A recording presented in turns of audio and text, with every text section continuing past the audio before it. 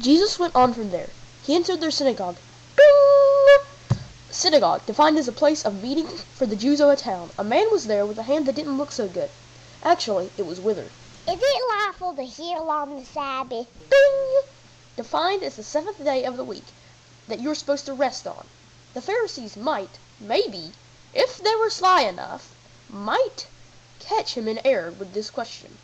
Rather than answer their question, Jesus answered with a question. Which of you who has a sheep, if it falls into a pit on the Sabbath, will not take hold of it and lift it out? Of how much more valuable is a man than a sheep? So it is lawful to do good on the Sabbath. Then, to prove his point, he spoke to the man with the withered hand. Behold, stretch out your hand. And it was healed, healthy like the other. We should have a meeting, David, of how to destroy sheep. Aware of this, he withdrew from there. And many followed him, and he healed them all. And he ordered them not to make him known. This was to fulfill what was spoken by the prophet Isaiah. Behold my servant whom I have chosen, my beloved with whom my soul is well pleased. I will put my spirit upon him, and he will proclaim justice to the Gentiles. He will not quarrel or cry aloud, nor will anyone hear his voice in the streets. A bruised reed he will not break, and a smoldering wick he will not quench, until he brings justice to victory. Yay! And in his name the Gentiles will hope. Jesus, my friend, is blind and mute. A demon oppresses him. Be healed. I can see I'm healed! Can this be the son of David?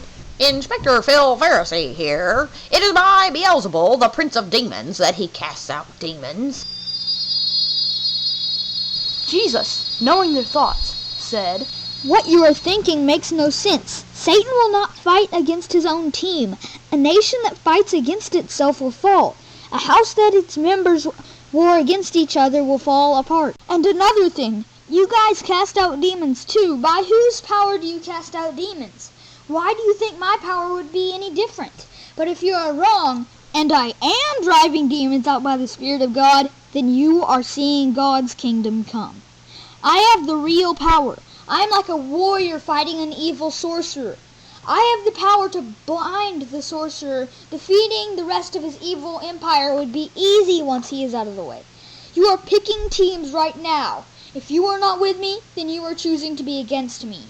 Just as gathering is opposite of scattering, you are so opposite of me that you are calling what is done by the Holy Spirit the work of Satan. You are so far from God's kingdom that there is no forgiveness. You can't seek it from the opposite team. You and I are like good trees and bad trees. Everyone knows if a tree is good or bad based on its fruit. Good fruit comes from good trees. You brood of vipers. You bad tree, nothing good comes from your evil heart. It is obvious what is in your heart. A mouth can only speak what swells up from the heart, and your mouth speaks the evil that is in your heart. On the day of judgment you will answer for your words. And you, good trees, who have good in your heart, your confession of God's Holy Spirit, your words acknowledging His kingdom coming, you will be justified by your confession. Then some scribes and Pharisees answered him, saying, We wish to see a sign from you, Jesus. But he answered the Pharisee, You are evil, and you would still not believe, and so you will not have a sign. Pooh-pooh. But you will receive the sign of the prophet Jonah.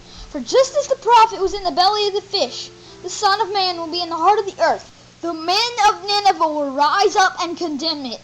For behold, something greater than Jonah is here. No way. I don't believe that. The queen of the south will rise up and condemn this generation at the time of the judgment. She went from the end of the earth to hear Solomon's wisdom, and behold, something greater than Solomon is here.